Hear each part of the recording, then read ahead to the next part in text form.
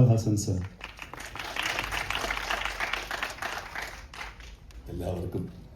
എല്ലാവർക്കും നമസ്കാരം. ഇത് തഗ് ലൈഫ് നമസ്കാരം പറഞ്ഞാൽ മതി.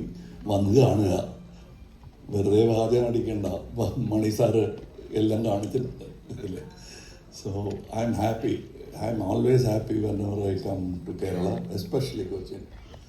അപ്പോൾ നിങ്ങളിൽ ചിലർ വിചാരിക്കും കേരള വരുമ്പോഴെല്ലാം പറയും, ഞാൻ തമിഴ്നാട്ടിലും ഇത് പറയും, ആന്ധ്രയിലും പറയും, അനുപമ ചോപ്ര ഇൻ്റർവ്യൂവിലും പറയും.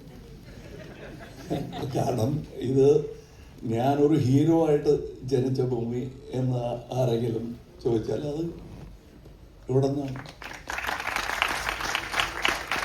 സോ ഇത് സ്വന്തം വീട്ടിൽ ഞാൻ തിരിച്ചു വരികയാണെന്നുള്ളതാണ് എൻ്റെ ധാരണ. എപ്പോൾ വന്നാലും